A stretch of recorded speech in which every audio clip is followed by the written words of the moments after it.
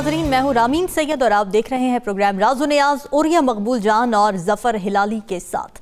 नाजरीन, सियासी मामलात की गर्द बैठने में नहीं आ रही है। सदर मुमलिकत आरिफ अलवी ने चीफ इलेक्शन कमिश्नर को एक ख़त लिखा है जिसमें कहा गया है कि वो इंतखाबात की तारीख का फौरी ऐलान करें। आइन ताख़ीर की इजाज़त नहीं देता, तो उनकी ये कोशिश कारगर साबित होगी या नहीं, इस बारे में कुछ कहा नहीं जा सकता क्योंकि हुकूमत इंतखाबात कराने का कोई इरादा नहीं रखती। ओरिया साहब, ऐसा लगता है कि मसला इलेक्शन कमीशन का नहीं है। वो तो बार बार दोनों सूबों के गवर्नर से इलेक्शन की तारीख देने का कह रहे हैं, तो असल मामला तो हुकूमत का है जो सूबाई असम्बलियों के इंतखाबात से बचने के लिए हीले बहाने ढूंढ रही है। तो क्या इलेक्शन कमीशन के पास मुशावरत के बगैर अपने तौर पर इलेक्शन की तारीख का ऐलान करने का इख्तियार है? जी, डेफिनेटली है। अच्छा, इसलिए कि आइन उसको कहता है कि उसने इलेक्शन कराने हैं, ये उसकी मैंडेटरी और आइनी जिम्मेदारी है। ठीक है। अगर गवर्नर उसको डेट नहीं देता तो पाकिस्तान के अंदर इंटरप्रिटेशन ऑफ द कॉन्स्टिट्यूशन जो है ये सोल प्रेरोगेटिव है सुप्रीम कोर्ट ऑफ पाकिस्तान का, कि आइन की जो इंटरप्रिटेशन है, आइन की जो तशरीह है, ना गवर्नर कर सकता है, ना वज़ीर आज़म कर सकता है, ना कोई और कर सकता है। जब भी कोई ऐसा मैटर ऑफ द कॉन्फ्लिक्ट आता है तो फ़ौरन सुप्रीम कोर्ट के पास रुजू करना चाहिए। और ये आइन की प्रोविजन में मौजूद है कि जब भी कोई इंटरप्रिटेशन की जाए तो उसको आइन में तो उसके लिए सुप्रीम कोर्ट को रुजू करना चाहिए। इवन अगर उसकी एक्सप्लेनेशनरी क्लॉज देती है, बस फॉर एग्जांपल एक आइन के अंदर कोई चीज़ दी गई है, उसके अंदर एक अमेंडमेंट के तहत एक्सप्लेनेशनरी क्लॉज देकर उसको एक्सप्लेन भी किया जाता है, तब भी अगर कोई कन्फ्यूजन है तो आइन कहता है कि सुप्रीम कोर्ट जो है फाइनल अथॉरिटी है इसकी इंटरप्रिटेशन की, और उसकी इंटरप्रिटेशन फाइनल हो जाती है। ठीक है। अब उसका कल भी हमने डिस्कस किया था कि उसका एक क्लॉज है 254, उसके अंदर यह है कि कोई काम अगर वक्त मुकर्ररा पर नहीं होता या हो सकता तो, और उसके बाद अगर हो जाता है तो वो कॉन्स्टिट्यूशनली इनवैलिड काम नहीं होता। तो ये यानी फॉर एग्जाम्पल आपने 2 दिन के अंदर हलफ उठाना है तो आप हलफ कुछ देर के बाद उठा लेते हैं, इतने महीनों के अंदर करना है तो बाद उठा लेते हैं। ये एक ऐसी एमरजेंसी किस्म की प्रोविजन रखी गई है जो कि उसके अंदर आइन के अंदर मौजूद है। ठीक है। पहली बात तो यह है कि यूँ लगता है कि पाकिस्तान के अंदर एक जानबूझ के क्राइसिस क्रिएट किया जा रहा है। अगर गवर्नर डेट नहीं दे रहा था तो इलेक्शन कमिश्नर जो है वो कोई गूंगा बहरा किस्म का आदमी नहीं होता, उसने इस आइन के तहत हलफ उठाया होता है। ये एक कॉन्स्टिट्यूशनल पोस्ट है और उसकी एक कॉन्स्टिट्यूशनल जिम्मेदारी है। उन्होंने आज मीटिंग भी की है पंजाब के चीफ सेक्रेटरी से भी और पंजाब के उससे IG से भी, फिर उससे भी की है पंजाब के अपना उससे भी अपना KPK के उससे भी। आरिफ अलवी साहब ने जो ख़त लिखा है वो ख़त बड़ा ज़बरदस्त है और उस ख़त के अंदर उन्होंने बहुत सारी मिसालें दी हैं। उन्होंने कहा, देखें एक बात सुने कि 1812 में बरतानिया के साथ जंग में था अमेरिका और बड़ी ज़बरदस्त किस्म की जंग थी, लेकिन उन्होंने अपने इलेक्शंस जो हैं वो पोस्टपोन नहीं किए, डिले नहीं किए।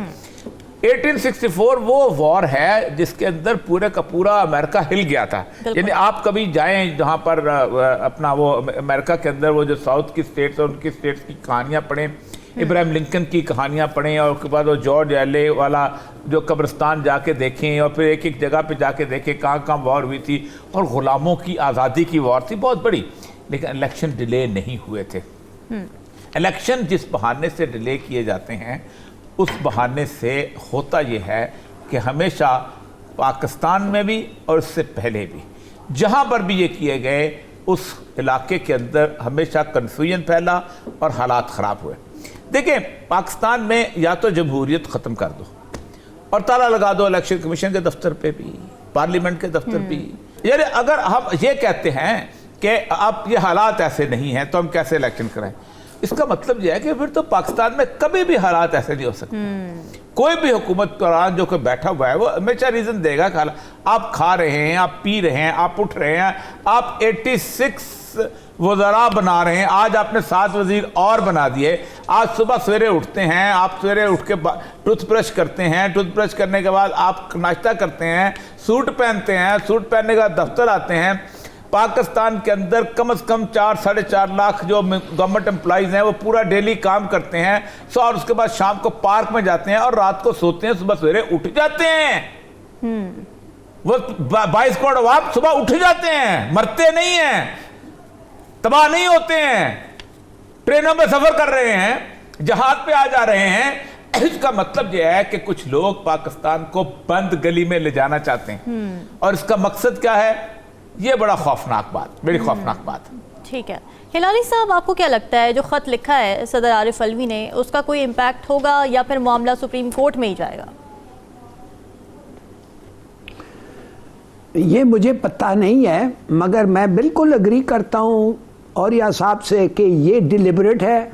ठीक है। और ख़त भी बड़ा अच्छा था, मिसाल दिया उन्होंने सिविल वॉर का, और मिसाल दिए जिधर सिविल स्ट्राइफ भी है और बल्कि जंग भी है, और फिर भी अगर आपका कमिटमेंट डेमोक्रेसी का है तो फिर इलेक्शंस हो सकते हैं।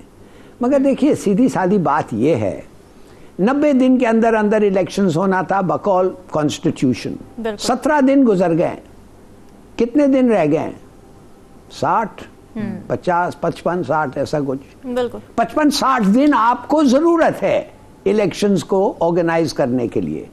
तो अगर आप 55 और 60 निकाल दें 90 से और 70 निकाल दें 90 से, तो कोई एक 10 दिन 12 दिन रह गए हैं जिसके अंदर अंदर अगर इलेक्शन का फैसला ना हुआ तो इलेक्शन कमीशन को बहुत मुश्किल हो जाएगा। और देखिए, अब से क्या क्या बहाने अब तक इस्तेमाल हुए। एक के पैसे नहीं है, लोकल करेंसी नहीं है, आप यकीन कर सकते हैं? माने 1 बिलियन आप वीगोज ले सकते हैं इलेक्शन कमीशन के लिए, 1 बिलियन रुपया आप खर्च करके वीगोज ले सकते हैं। आप क्या क्या नहीं कर सकते हैं। जिन्होंने एक मिसाल दिया 80 से ज़्यादा मिनिस्टर्स, ये, मगर आपके पास इलेक्शंस के पैसे नहीं है। आपके पास हाई सिक्योरिटी नहीं है। आपको पता है ना, हर शहर में हम निकलते हैं, पहले में एक स्काउट निकलता है, फिर आप खुद बंदूक के साथ निकलते हैं, फिर पता नहीं क्या क्या होता है। नॉनसेंस सिक्योरिटी है। और जिस इलाके में सबसे ज्यादा सिक्योरिटी प्रॉब्लम्स है, उसका आईजी कहता है कोई बात नहीं, मैं I can hold election. Exactly. जाहिर है रीएनफोर्समेंट्स वो मांगे हैं और रीएनफोर्समेंट्स उसका हक है और रीएनफोर्समेंट्स उसको मिलेगा।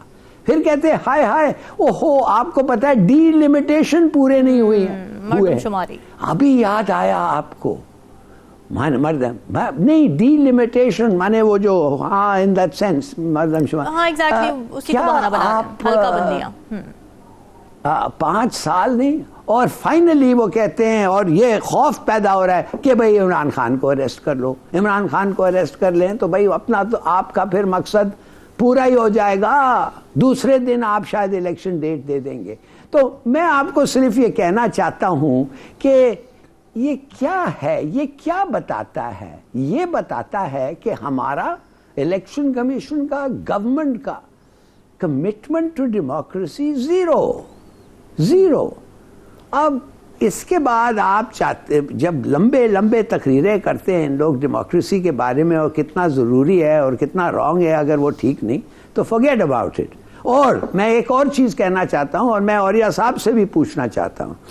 औरिया साहब, मैंने कोशिश ये की थी आज पता करने के जो हलफ उठाते हैं चीफ मिनिस्टर्स जो होते हैं प्रोविंस में, क्या उस हलफ में कुछ है अबाउट बीइंग नॉन पार्टिजान, माने बीइंग न्यूट्रल? क्या वो हलफ में है? इसलिए अगर वो हलफ में है तो बड़े सारे लोग अब शिकायत कर रहे हैं कि अचानक लाहौर में जो पीपीपी के फ्लैग्स हर जगह आ गए हैं, जब इलेक्शन का डेट भी नहीं अनाउंस हुआ है, और जब बैकग्राउंड और लॉयल्टीज जो मुख्तलिफ स्टेक होल्डर्स हैं उनका पता है हमें, अब निगरान सीएम की बात कर जो आदमी बैठा हुआ है उसके ऊपर, हाँ, तो how is it non partisan? आपका क्या है इस पे ख्याल है? जी औरिया साहब, देखिए, पहली बात तो यह है कि इसके बारे में सुप्रीम कोर्ट का एक फैसला है था। हुआ यह था कि जिस वक्त पहली दफ़ा निगरान चीफ मिनिस्टर्स मुकर्रर हुए थे और ये 18th अमेंडमेंट के बाद, मैं उस वक्त वो सेक्रेटरी था इसी प्रोविंशियल गवर्नमेंट में। अच्छा। और भी लोग थे, तो उस पर सुप्रीम कोर्ट के लोग चले गए थे, कुछ इन्होंने फैसले किए थे जिस पे उन्होंने कहा था कि सिर्फ डे टू डे बिजनेस कर सकते हैं, किसी किस्म की कोई डेवलपमेंट एक्टिविटीज़ नहीं कर सकते, और उसके साथ साथ वो कहते ये हैं कि एक्सीजेंसीज के प्रोग्राम और पॉलिसी डिसीजन नहीं ले सकते। ये सुप्रीम कोर्ट का बड़ी तफसीली वर्डिक्ट है, और उन्होंने केयर टेकर प्राइम मिनिस्टर की या केयर टेकर चीफ मिनिस्टर की जो शिक है उसको इंटरप्रेट किया था। दूसरा उन्होंने ये कहा कि जब इलेक्शन शुरू होते हैं तो तमाम चीज़ें फ्रीज हो जाती हैं और इख्तियार जो है वो चीफ इलेक्शन कमिश्नर के पास आ जाता है। अभी भी चीफ इलेक्शन कमिश्नर ने तमाम पोस्टिंग ट्रांसफर पे पाबंदी लगा दी है। लेकिन हिलाली साहब, जुल्म की बात पता है क्या है? अभी जो ट्रांसफर पोस्टिंग हुई है ना, मैं पिछले दिनों 2 दिन पहले एक बच्ची के ट्रांसफर के लिए गया। वो स्कूल की थी, 5 साल उसने एक जगह गुजार लिए थे, घर वापस जाना चाहती थी। अच्छा। तो उन्होंने कहा जी हमें तो चीफ इलेक्शन कमिश्नर ने पाबंदी लगा दी है। तो मैंने कहा ये जो तुमने इतने सारे एसपी और आईजी तब्दील किए, उन्होंने कहा ये हमने चीफ इलेक्शन कमिश्नर से परमिशन ले ली थी। अच्छा। हिलाली साहब, ये है जुल्म कि जब आप कनाइवस कर लें, जब आप मिल जाएं, जब आप इकट्ठे हो जाएं, तो फिर क्या हो सकता है इसके अंदर? असल मसला ये है कि इख्तियार तमाम transfer posting chief election commissioner के पास चली जाती हैं, वो ही करता है, वही मैनेज करता है। कोई इलेक्शन का फ्रीज किया जाता है उस वक्त फौरी तौर पे 3-4 चीजें फ्रीज हो जाती हैं। इलेक्शन की इलेक्टोरल लिस्ट फ्रीज हो जाती है उस दिन जब इलेक्शन शेड्यूल अनाउंस होता है, कोई और वोटर नहीं दाखिल हो सकता। तमाम सेंसस की चीजें फ्रीज हो जाती है। आप मजीद ये नहीं कह सकते जी 4 दिन के अंदर 5 लाख बच्चे नए पैदा हो गए हैं तो ये क्या करें हम, या 5 लाख लोग जवान हो गए हैं तो इनका क्या करें, फ्रीज हो जाते हैं। तीसरा, आपकी लिमिटेशन फ्रीज होते हैं, अगले दफा आ जाओ, अब करते हैं। कोई दुनिया में पाकिस्तान का आखिरी दिन नहीं है। डेट तो अनाउंस नहीं हुई, तो जी डेट तो अनाउंस नहीं हुई लेकिन अभी तक नहीं, शेड्यूल अनाउंस, लेकिन केयर टेकर जब आ रहे तो केयर टेकर लिमिटेशन आ जाती है। अब वो कर क्या रहे हैं? यही तो कर रहे हैं, इसको डिले कर रहे हैं, अपनी मर्जी की एडमिनिस्ट्रेशन लगा रहे हैं अपनी। अच्छा, एक और बात बताऊं, हिलाली साहब ने कहा कि इमरान खान साहब को गिरफ्तार, अगर उनको ये आज यकीन हो जाए कि इमरान खान को नाहल करने से वो हार जाएंगे, पीटीआई खत्म हो जाएगी, तो अभी 1 घंटे में कर दें। अच्छा। इमरान खान को जेल में डालने से वो अब ये काम कर देखा। उन्होंने नवाज शरीफ को नाहल करार दे दिया। आप क्या कर सके? नवाज शरीफ चला गया, पंजाब में वो सिंगल लार्जेस्ट पार्टी लेके आया। ऊंचा करो। हाँ, उसके बाद उसके अंदर पीटीआई की गवर्नमेंट नहीं बन रही थी, आजाद अरकान को मिला के बनाया। बिल्कुल। यानी नवाज शरीफ जैसा बंदा भी इनको, उन्होंने उसको नाअहल करार दिया, उसके बावजूद भी वो खत्म नहीं। इमरान तो पॉपुलैरिटी की हद पे है। यानी नवाज शरीफ जो था खत्म हो चुका हुआ था ना, अभी भी खत्म है ना, उसको पूरी जिंदगी के लिए नाअहल करार दे दिया, लेकिन उसकी पार्टी मर गई नहीं। तो ये है असल मसला। हाँ, ठीक है। हिलाली साहब, अब हुक्मरान इत्तेहाद जो है वो ये मौक़िफ़ अपना रहा है कि जी इलेक्शन जो है वो बार बार नहीं करा सकते, हमारी मईशत इस बात को अफोर्ड नहीं कर सकती। तो फिर क्या ये अच्छा नहीं कि फिर तमाम ही इलेक्शन जो है, जनरल असम्बली का इलेक्शन भी, सूबाई असम्बली का भी फ़ौरन करा लिया जाए, जल्दी करा लिया जाए और एक साथ भी करा लिया जाए? देखिए, हम तो हमारे कन्वीनियंस के तहत तो we can not modify the constitution. हम ये तो नहीं कह सकते हैं कि इस वक्त कन्वीनियंट नहीं है, थोड़ा देर कर दो, या कुछ एक कोई बड़ा स्पोर्ट्स ओकेजन है, थोड़ा सा पोस्टपोन कर दो, या प्राइम मिनिस्टर इधर जा रहा है वो इसलिए। No, not at all. 90 days, within 90 days आपको होल्ड करना है। और बाय द वे, इंसिडेंटली ये जो इलेक्शंस हो रहे हैं ये 5 साल के लिए है ना, ये 2 प्रोविंशियल असेंबलीज के लिए 5 साल के लिए। तो मैं अगर आपको कह दूं कि 6 महीने पहले अगर इलेक्शंस हो सकते हैं इन पीसेस, सो व्हाट, बाद आप बाकी करवा लें। कहने की बात ये है, it does not suit the governing party, उनके हक में नहीं है। उनको पता है क्या होने वाला है अगर ये इलेक्शंस ऑन टाइम वो होल्ड करें। और देखिए, ये कंफ्यूजन भी है। किसी ने कहा कि मैं आपको बता दूं, ना इमरान खान अरेस्ट होगा, ना डिस्क्वालीफाई होगा, ना उसको खुदा ना करे जान से मार देंगे।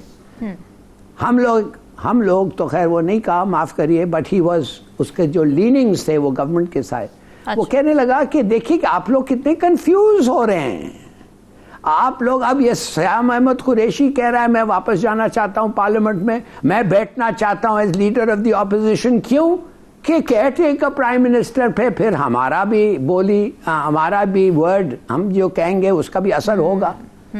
तो देखिए, ये एक किस्म का लोग कह रहे हैं टैक्टिक है, मगर मैं नहीं समझता हूं टैक्टिक है। और मैं समझता हूं कि ये विजिट भी जो हो रहा है इस वक्त हमारे आर्मी चीफ का, इन एवरी, ये सब is a build up to that फैसला, वो फैसला कुन डिसीजन कि क्या इलेक्शन होने चाहिए या इस वक्त नहीं। मैं नहीं समझता, अगर आंसर इज नो, तो मैं वाकई नहीं समझ सकता कि हाउ दे विल, कैसे वो क्या कहेंगे, बहाना क्या है उनका नहीं होल्ड करने के, कन्वीनियंट नहीं है। तो ये आई एम सॉरी, मुझे नहीं पता इसका क्या आंसर है। इलेक्शंस के फैसले जो है क्या बहाना होगा, बाहर से आएंगे। अच्छा ओरिया साहब, एक और आज खबर ये आई है कि लाहौर हाईकोर्ट ने पीटीआई के 43 सरकारें कौमी असम्बली के इस्तीफे मंजूर करने का जो हुक्म था वो मुअत्तल कर दिया है और मुतल्लिका हल्कों में ज़िमनी इंतखाबात ताहुक्म सानी रोक दिए। तो कैसे पीटीआई के असेंबली में वापस आने के इम्कानात रोशन हुए हैं जो कि वो चाह भी रहे थे?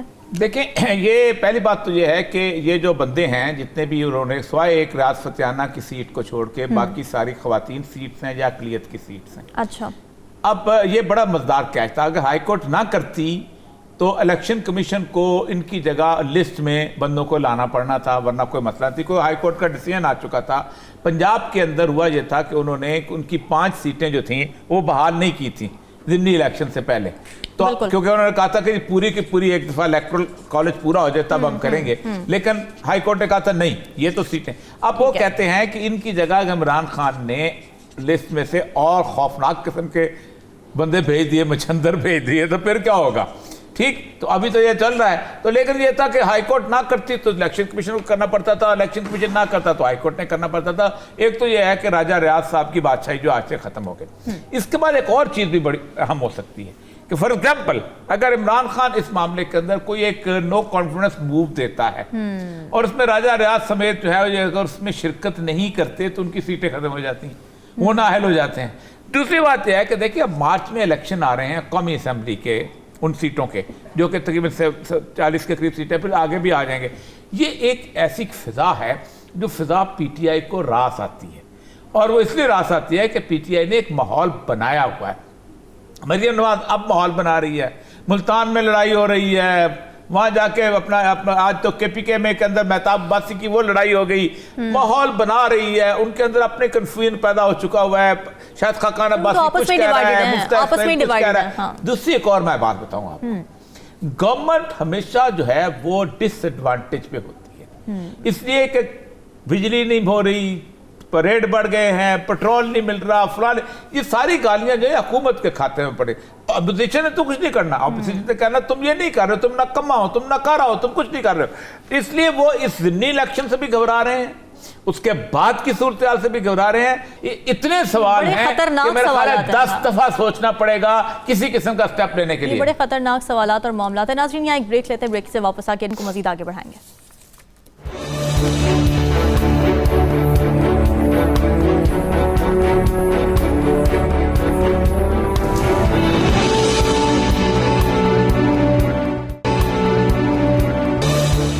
वेलकम बैक नाजरीन। वज़ीर आज़म ऑफिस से एक हैंड आउट जारी हुआ है जिसके मुताबिक वफाकी काबीना ने एक कमेटी तश्कील दी है जो पाकिस्तान पीनल कोड और कोड ऑफ क्रिमिनल प्रोसीजर में तरमीम के बिल का जायजा लेगी, जिसके तहत पाक आर्मी और जुडिशरी पर किसी भी मीडियम से तनकीद या तज़हीक करने वालों को 5 साल कैद और 10 लाख जुर्माने की सज़ा दी जा सकेगी, और ये जुर्म करने वाले को बगैर वारंट के गिरफ्तार भी किया जा सकेगा, और ये जुर्म नाकाबिले ज़मानत और नाकाबिले मुआफ़ी होगा। तब इस बिल पर किसी मुखालिफ पार्टी का रद्दअमल तो बाद में सामने आएगा। फिलहाल हुक्मरान इत्तेहाद भी इस बिल पर डिवाइडेड नजर आ रहा है।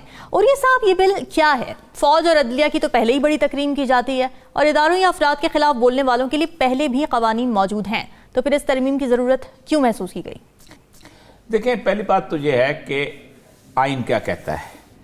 आइन का आर्टिकल 19 है freedom of speech. Every citizen shall have the right to freedom of speech and expression and there shall be freedom of the press subject to any reasonable restriction imposed by law in the interest of the glory of Islam और the integrity, security और defence of Pakistan और any part thereof, friendly relations with foreign states, public order, decencies or morality, or in relation to the contempt of the court. बिल्कुल। अब मसला सारा ये है कि ये क्लियर कट चीज़ें बता दी गई हैं कि आप इस्लाम के बारे में, ग्लोरी ऑफ इस्लाम के बारे में कोई बात नहीं कर सकते। ठीक है।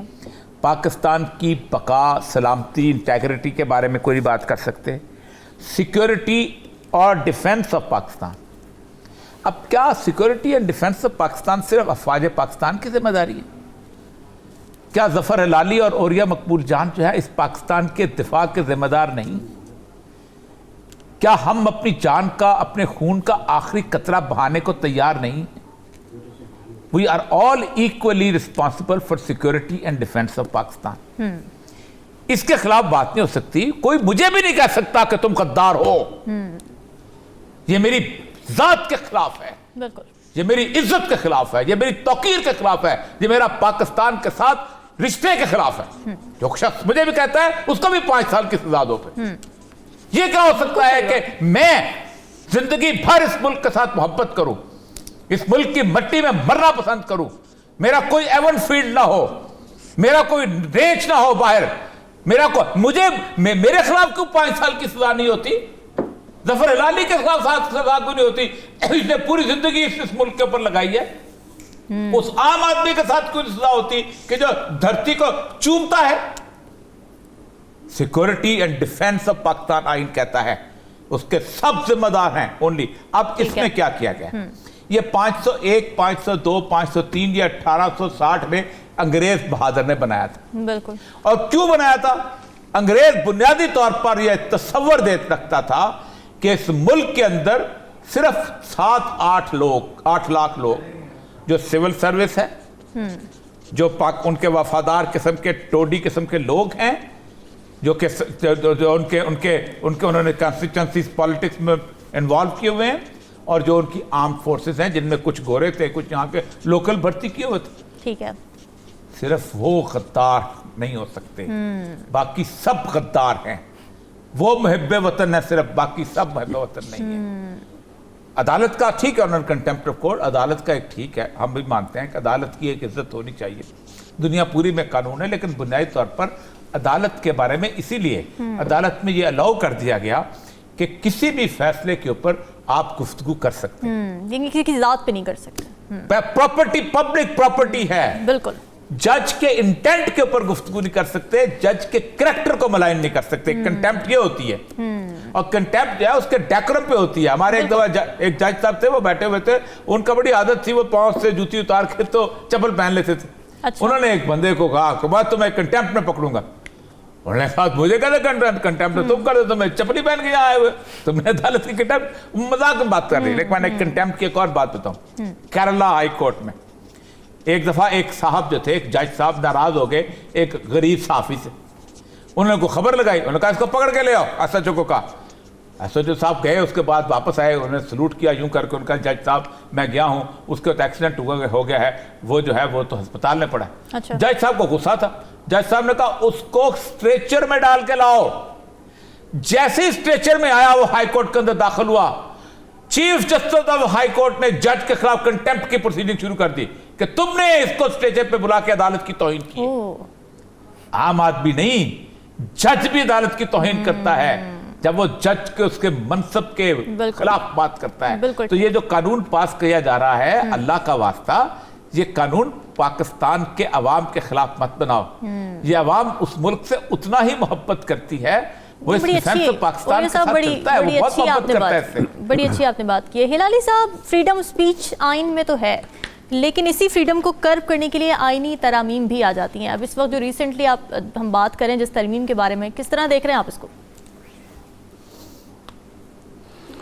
देखिए, पहली बात तो यह है, किसी को विदाउट वारंट अरेस्ट करना, इसका मतलब डिक्टेटरशिप है ना।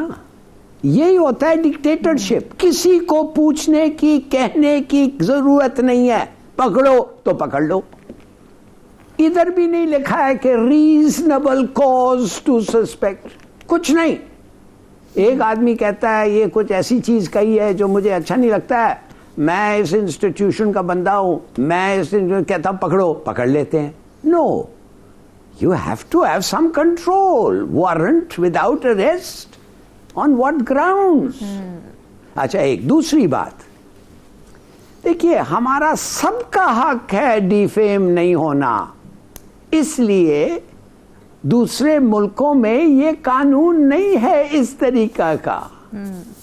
खबरदार करो, नो, हमारा हक है। अगर आपने मुझे आके इंसिन्युएट किया, छोड़े एक्यूज किया, इंसिन्युएट किया कि मैं ऐसा ऐसा हूं और as a result of that मेरी नौकरी जाए या मेरी इज्जत गिर जाए, मेरा हक है आपको कोर्ट ले जाना और डैमेजेस के लिए आपको सू करना। ये मेरा हक है। I don't need a law for this. और कोर्ट देखेगी, एसेस करेगी कि क्या उसने जो कहा है वैलिड क्रिटिसिज्म, ऑनेस्ट क्रिटिसिज्म, बेहतरीन प्रोसीजर, या डिफेमेटरी, लाइबलस, स्कैंडलस। तो ये मैं कहना चाहता हूं, अब ये एक इंस्टीट्यूशन को प्रोटेक्ट करना चाहते हैं, ये एक आदमी को नहीं, ये एक इंस्टीट्यूशन को पता करना है। तो अब ये भी हो सकता है कि गवर्नमेंट कह दे कि कोई क्रिटिसिज्म नहीं होगा। भाई आखिर जुडिशरी कहती है हमारे खिलाफ कोई क्रिटिसिज्म तो कोई भी कह ना दे, हो। हर इदारा कह दे, जजमेंट के सोचिए जजमेंट के खिलाफ बेशक आप डिस्प्यूट करें, मगर जज के खिलाफ नहीं। भाई where does it come? The judgement comes from the जज। हम क्यों कहते हैं जस्टिस मुनीर? हम क्यों जाके देखना चाहते हैं जस्टिस मुनीर का पूरा बैकग्राउंड क्या है? इसलिए उसकी जो जजमेंट थी against the law of necessity तबाह कर दिया पाकिस्तान की हिस्ट्री को। तो मैं कहना चाहता हूं ये डेमोक्रेसी हमारी नहीं है, ताजी है। प्लीज थोड़ा सा बर्दाश्त करें। मैं समझता हूं इस वक्त जो किस्म की क्रिटिसिज्म आई है फौज के खिलाफ बड़ी गलत है, और मैं बार बार अपने आप को डिसोसिएट करना चाहता हूं उन लोगों से जो इस किस्म की बातें करते हैं। और मुझे कितने दफे क्या है, तुम्हारा सॉफ्टवेयर अपडेट हो गया है, तुम डरते हो, तुम बुज़दिल हो, ये वो, doesn't matter. I have to tolerate that for the sake of democracy. Yes. तगड़ा चमड़ा, thick skin, take it. और अगर वो क्रिटिसिज्म ना हो तो मैं आपको बता नहीं सकता हूं फिर क्या होगा। बगली में बात होगी, यार ये देखो तो सही, ये आ गया, वो आ गया। It's not healthy, it's not good, face it. It's not healthy. और झूठ अगर है, ये क्या आप उसको 5 साल के लिए अंदर, झूठ अगर है उसको कोर्ट में ले जाएं, उसका घर खत्म करें। कहें कि तुम झूठ कह रहे हो मेरे बारे में, तुम कह रहे हो मैं बुज़दिल हूं, मैं जंग में भाग गया, मैं ये हूं, मैं ये हूं। रॉन्ग, तुमने मेरे करियर को इम्पैक्ट किया है। पे आप चुप हो जाएंगे 2 मिनट में, जुर्माना कर दें। तो एनीवे मेरे ख्याल में अफसोस है कि व्हाट अबाउट अगर जुडिशरी और आर्म फोर्सेस, तो व्हाट अबाउट ब्यूरोक्रेट्स और पॉलिटिशियंस? क्या हमारे बारे में ऐसा एक और कानून निकालने फिर क्या? फिर डेमोक्रेसी का फायदा है क्या? स्क्रूटनी फिर एंड पे पार्लियामेंटेरियंस ही आते हैं ना, ब्यूरोक्रेसी आती है। अच्छा ओरिया साहब, आपको क्या लगता है ये पीटीआई वाले इस बिल की मुखालिफत कर सकते हैं, जबकि अपने दौरे हुकूमत में पीटीआई ने इसी तरह के एक same bill prevention of electronic crimes act 2016 में तरमीम की थी? तो क्या इससे नतीजा अखज़ किया जा सकता है कि हर दौर में कवानीन का सहारा लेकर तनकीद का रास्ता बंद किया जाता है? देखें, जिस वक्त भी वो चाहेंगे इस तरह का कानून पास कराना, वो पास करा लेंगे। पाकिस्तान के आइन में आर्मी चीफ की एक्सटेंशन की कोई एक भी हिक मौजूद थी? नहीं थी, नहीं थी। एक्सटेंशन हो ही नहीं सकती थी, ठीक। और उसके बाद सुप्रीम कोर्ट में भी केस चला गया। फिर सुप्रीम कोर्ट ने बड़े आराम से कहा हम इसको पार्लियामेंट में वापस भेज देते हैं, आप इसको बनाएं और देखें, एक दफा के लिए बनाएं, दूसरी दफा ना बनाएं, बाजवा साहब के लिए बनाएं। फिर और क्या, बंदा हो साहिब हो मोहताज हो गनी एक हुए, तेरे सरकार में पहुंचे तो सभी एक। दौड़े दौड़े नवाज शरीफ, जरदारी, इमरान खान, मौलाना फजल रहमान, कहीं मेरा वोट न रह जाए बाजवा साहब को देने। एक पॉइंट था जिसमें सारे एक पेज पे आ गए। कहीं मेरा न्योंदरा ना जो होता ना, वो लिखते ना उसके ऊपर शादी वाला लिफाफा कि मैं यार ये दिखा के देना कि मेरा लिफाफा मेरा लिफाफा पहुंच गया। यानी पूरे के पूरे 342 लोगों ने वोट दिया। तो भाई हमने रोना है, हमने तो रोना है। जिन लोगों ने असेंबली में बैठना है उन लोग कहेंगे 10 साल, वो कहेंगे बिस्मिल्लाह हमारा न्योंदरा डालो इसके अंदर, भाई हमें हाजिर, तेरे दरबार में पहुंचे तो सभी एक। बिल्कुल ऐसे ही है। वो हिलाली साहब, वो एक वाहिद पॉइंट था जिसपे सारे वाकई एक पेज पर थे। हाँ बिल्कुल, बहुत अच्छा कहा हमारे दोस्त और या साहब ने, बड़ा अच्छा कहा। बिल्कुल, he captures in spirit everything I wanted to say. ठीक है नाज़रीन, डिस्कशन का सिलसिला जारी है, वक्त स्टे विद अस।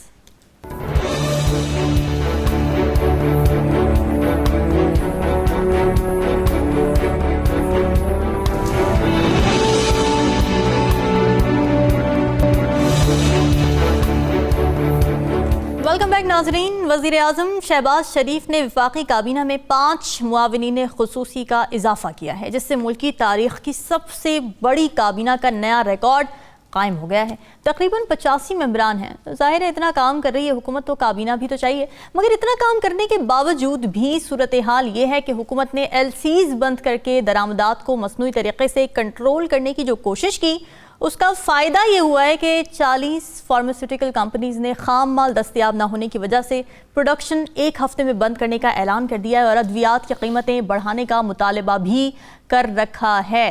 तो ओरिया साहब क्या देख रहे हैं? माली बहरान के पेश नज़र गैर ज़रूरी या लग्जरी अशिया की दरामद पर पाबंदी तो बनती है, लेकिन हुकूमत ने अद्वियात का खाम माल की दरामद भी रोके रखी है। तो ये कहाँ की दानिशमंदी? देखिए, तीन चार चीज़ों का फ़ायदा होता है जब इस किस्म के, और 3-4 ग्रुपों को फ़ायदा होता है। जो बंदा मौत के दरवाजे पे है ना, वो तो ढूंढ के लाएगा ना कहीं से उसको मिल जाए। आपको शायद याद नहीं कि ईरान के, हम तो ईरान बॉर्डर में रहे हैं, ईरान के अंदर चूंकि ये दवाई नहीं है जिसपे हम कहते हैं अपना जेनेरिक नेम की, वहाँ स्पेसिफिक नेम की जेनेरिक नेम वहाँ चलते हैं। अच्छा, मतलब एक ही क्लोरोफेनिकल है, वो सारी एक ही तरह के बनाते हैं। यहाँ होता है फाइजर की और बनाता है, फलां की और बनाता है, फलां की और बनाता है, हर एक की अलग अलग कीमत। तो बहुत ज़ाहिर बात है आम आदमी को चाहिए होता, तो वहाँ से आम आदमी जो है वो वहाँ से स्मगल करता है, और स्मगलिंग की एक बहुत लंबी लेन है लगी हुई। ठीक, उसमें होता यह है कि जिस बंदे कोई नीडी आदमी है वो कहता है भाई ले होता है। अस्पताल के दरवाज़ों के ऊपर पर लोग, मतलब मैं आपको मिसाल देता हूँ, मेरे एक दोस्त हैं, उनकी मिसेस जो है उनको 2 दफ़ा कीमोथेरेपी हो गई है और तीसरी दफ़ा कीमोथेरेपी की दवा नहीं मिल रही। अब वो दवा कैसे लाएंगे? जाहिर बात है कोई रास्ता निकालेंगे, कुछ चीज़ बेचेंगे, कुछ गोल्ड बेचेंगे, गोल्ड बेच कर बाजार से ब्लैक में से डॉलर खरीदेंगे। डॉलर तो यहाँ मौजूद है। डॉलर के बारे में एक पाकिस्तान के अंदर एक मिथ बनाई जा रही है कि अफगानिस्तान में डॉलर जा रहा है। अब मैं आज हिसाब लगा रहा था और बहुत सारे लोग बैठे हुए, हमारी जो प्रोड्यूसर साहब है वो खासा इस मतलब काम चाम उन्होंने इसी फील्ड में किया हुआ है। अच्छा, अब अफगानिस्तान के अंदर जो डॉलर है वो पाकिस्तान से 1 रुपया 1.5 रुपया सस्ता है तकरीबन। ठीक है जी, तो कौन बेवकूफ का बच्चा है जो पाकिस्तान से डॉलर उठा के वहां लेके जाएगा? ये बड़ा अहम पॉइंट है, बड़ा अहम पॉइंट है ना। और जब मस्तान खान ने हमारे बात की कि लोगों ने यहाँ पर उसमें छुपाए हुए हैं तकियों में डॉलर। ओरिया साहब इस पे करते हैं बात, इसको मैं जरा एक्सप्लेन भी थोड़ा करना चाहूंगी ताकि नाजरीन को समझने में आसानी हो। हिलाली साहब, पहले जरा मेडिसिन पर आपसे भी बात कर लेते हैं। मेडिसिन में आम अद्वियात के अलावा जान बचाने वाली अद्वियात भी शामिल हैं, तो उनकी किल्लत कितनी जिंदगियों पे निकल जाएगी? हुकूमत अब किस इंतजार में है जो फार्मास्यूटिकल कंपनीज का इस वक्त हाल हो रहा है? देखिए, सीधी सादी बात यह है कि इस 75 साल में गरीबों के लिए इस मुल्क में कुछ नहीं मिला है। उनको बेरोजगारी मिली है और जुल्म मिला है, और एक ही चीज मिला है, वो था हेल्थ कार्ड। हाँ। अब वो हेल्थ कार्ड को आपने खत्म कर दिया है, डिसबैंड कर दिया है, इसलिए कि पैसे नहीं है पैसे गरीबों के लिए नहीं है। और दूसरी बात ये है मेडिसिन को, ये क्या किस्म का ट्रीटमेंट है? लाइफ सेविंग मेडिसिन पे आप जाके ये कर रहे हैं। मैं मान ही नहीं सकता हूं कि ये कानून ऐसा है कि आप मेडिसिन, लाइफ सेविंग मेडिसिन को आप रोकेंगे और फिर कोई फैसिलिटी नहीं होगी। अगर हेल्थ कार्ड रखे तो बड़ा है इनका कॉस्ट, कोई बात नहीं, इन दी एंड आप पे पड़ता है। मगर अगर हेल्थ कार्ड हर आदमी के लिए नहीं है, कम से कम गरीबों के लिए नहीं है, तो ये जो बढ़ाना, इट्स अ डेथ सेंटेंस, ये सजाए मौत है। ये आप चाहते हैं चंद वोट्स के लिए? क्या लोग हैं यार, ईमान से, क्या सिस्टम है। तो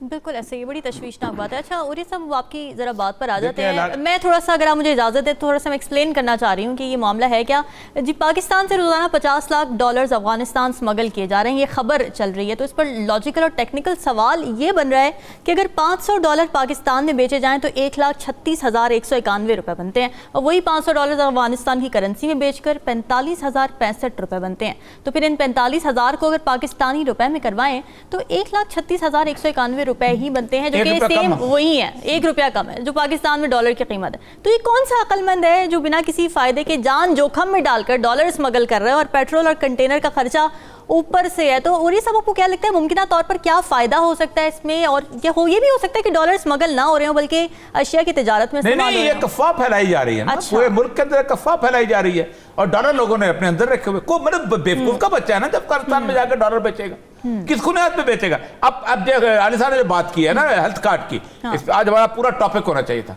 मरियम नवाज की ऑडियो पकड़ी जाती है और वो कहती है शहबाज शरीफ को कि हेल्थ कार्ड जो है ये बंद कर दो, इसलिए कि ये हमारे लिए बड़ा मसला रहेगा। इमरान खान ने जो ये हेल्थ कार्ड जारी किया है। अच्छा। और इस हेल्थ कार्ड के ऊपर मैं आपको मिसाल देता हूं, हमारे अपने फेडरल सेक्रेटरी रहे हैं, सेक्रेटरी हेल्थ रहे थे काजी अफाक, अल्लाह बख्श से फौत हो गए। वो आए एक दिन और मुझे कहने लगे कि ये साहब हैरान हो गया हूं कि मैंने हार्ट का ऑपरेशन कराया और मुझे ₹1 नहीं देना पड़ा प्राइवेट हॉस्पिटल से। आप बताए, मैं सेक्रेटरी लेवल पे होता था, मेरी वालदा बीमार हुई हैं, मैं सेक्रेटरी हेल्थ की सिफारिश ढूंढता था कि जाके कमरा लेके उनको उनके अंदर रखा 2.5-3 महीने के लिए, वो मुस्तकिल बीमार रही थी। हेल्थ कार्ड की वजह से आप आसानी से किसी एक जगह पे जाके आप इलाज करा सकते हैं, तो लोग 10 लाख तक करवाते रहे।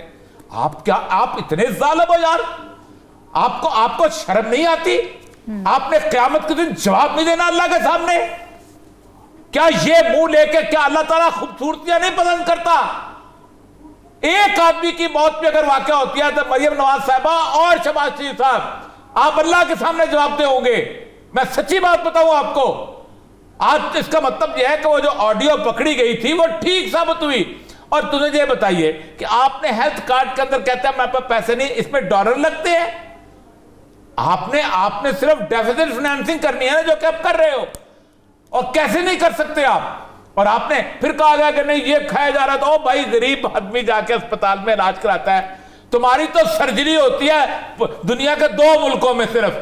इस मुल्क में ऐसे लोग गरीब हैं कि जिन बेचारों की सर्जरी जो थी वो एक हेल्थ कार्ड पे होती थी। आपने तबाह बर्बाद कर दिया है। आप उन गरीबों की आहट से नहीं डरते और मुंह से आप इलेक्शन के अंदर जाओगे। बिल्कुल ठीक है। हिलाली साहब, आपको क्या लगता है डॉलर की स्मगलिंग का जो मामला चल रहा है, तो ये क्या मामला है? क्या वाकई अफगानिस्तान स्मगल हो रहे हैं पाकिस्तान से डॉलर, या अफवाही है जैसा ओरिया साहब भी कह रहे हैं? बिल्कुल हो रहे हैं। अच्छा। और क्या ये 5 मिलियन? 1 हफ्ता पहले मैंने आपको बताया था कि 15 से 30 मिलियन डॉलर रोजाना मुझे कहा गया था कि चोरी हो रही है, और अब अगर 5 मिलियन पे आ गया है तो शुक्र है। नहीं, इतना नुकसान कौन उठा रहा है? क्या है, इतना नुकसान कैसे उठा रहे हैं? हम उठा रहे हैं, इसलिए आप हमारी फॉरेन एक्सचेंज देखें क्या हालत है। मगर नहीं, आपको ये उसूल देखे ना, एक आदमी जब अफगानिस्तान में जाके बेचेगा महंगा बेचना चाहिए ना, वहां तो सस्ता है। तो ये कौन सा ₹90 है? कौन सा बेवकूफ है जो वहां जाकर नुकसान उठाएगा अफगानिस्तान बेच के? वहां पर डॉलर ऐसे बेवकूफ पाकिस्तान में कहां मिलते हैं? मुझे भी मिला दें, ₹1 कम पे मैं उसका डॉलर। वहां डॉलर की कीमत ₹90 है। डॉलर उधर बेचता नहीं है। क्या करते हैं? डॉलर उसको बेचने की जरूरत नहीं है। डॉलर वो ले जाके अपने चीजें जो अफगानीज नहीं लेते हैं, वो सिर्फ डॉलर लेते हैं, उससे खरीदता है। क्या पता वो हथियार लेता है हमारे खिलाफ इस्तेमाल करने के लिए। फिर तो दूसरी बात तिजारत हो गई ना, स्मगलिंग है ना, ये तो तिजारत है, ये तो रहती है, ये तो गुज़श्ता 70 साल से चली आ रही है। तिजारत है, स्मगलिंग तिजारत है, स्मगलिंग है ना, क्या नहीं ले जा सकते। अच्छा आप आते हैं 70 साल आप कहते हैं स्मगलिंग होती है। अफगान बॉर्डर पे अफगानिस्तान की तो पुलिस नहीं है, उनके पास तो है नहीं। आपने बॉर्डर पे बाड़ भी लगा दी। नहीं है, आप नहीं है, बहुत नहीं है सर, मुझे पता नहीं है, 6-7 सिपाही हैं नहीं, क्या तो बाढ़ भी नहीं है ना, निकाल के फेंक दिया है। 1.5 किलोमीटर आपने कुछ नहीं कहा, सिर्फ 1.5 किधर है? आप बात देते खालिद साहब, बिल्कुल गलत बात है। 1.5 किलोमीटर बाढ़ है, 1200 किलोमीटर लगी हुई है, आपने 1.5 किलोमीटर फाड़ के फेंक दिया। 1.5 किलोमीटर सिर्फ 1.5 किलोमीटर उधर जरूरत नहीं है, आप जाके जरूरत की बात नहीं है, बात जरूरत की बात नहीं है, तो फिर नहीं है ना। बिल्कुल बहुत बुरी बात है। 400 मिलियन डॉलर खर्चा और उसकी हिफाजत नहीं कर सके, नहीं कर सके उसकी हिफाजत। मानते हैं, मैं बार बार कहता हूँ, वो एक इंटरनेशनल बाजवा से पूछे, उसने लगाया सर, एक इंटरनेशनल उसने लगाया और उसको डिफेंड नहीं कर पाया। बिल्कुल गलत। 1 किलोमीटर और आजकल वो बाढ़ जो है वो मुर्गियों के फार्म्स काबुल में बचा रहे हैं लोगों से। वो कहते हैं पाकिस्तानी फेंस इज हियर, वो मेरी मुर्गियों को बचा रहे हैं कुत्तों से। आपने सोशल मीडिया की प्रोपेगेंडा की तो सुना हुआ है, 1.25 किलोमीटर बाढ़ गई है। जो मैं कहता हूँ वो प्रोपेगेंडा है, जो मैं कहता हूँ वो प्रोपेगेंडा है, जो आप कहते हैं वो एब्सोल्यूट वेरीफाइड फैक्ट है। मैं आपको बताऊं, आपकी गवर्नमेंट को जांच करना चाहिए, आपकी गवर्नमेंट को कहना चाहिए कि हमारी बाढ़ क्यों लेके 1 किलोमीटर से 1.25 किलोमीटर। मैं तो कहता हूं ये हमारा कसूर है, ये हमारा कसूर है। आप बिल्कुल सही कह रहे हैं। ये हमारे जो लोग बॉर्डर को देखते हैं वो देखना चाहिए कि क्यों डॉलर इधर से जा रहे हैं, क्यों नहीं रोक रहे हैं उनको। क्या 12 चेक पॉइंट्स हैं उधर से कराची तक। साहब मामला ये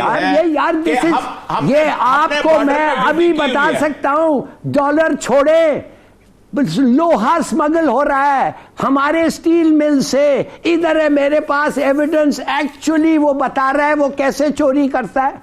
डॉलर कुछ नहीं है, कागज है, ये है लोहा, और ये हमारे मिल से हो रहा है, पूरा मुल्क खुला नहीं है। छोड़िए जी, अगर आप नहीं मानते कि स्मगलिंग हमारा कसूर है, of course it is our कसूर। उसका आसान तरीका है, आप अफगानिस्तान से ट्रेड अलाउ करें। आपको अमेरिका से डर से ट्रेड नहीं करते। देखिए, आप पैसा कमाएं, 40 मिलियन लोग, आप टैक्स ले इससे। आपने ट्रेड बंद किया, दुनिया लोगों ने जिंदा तो रहना है।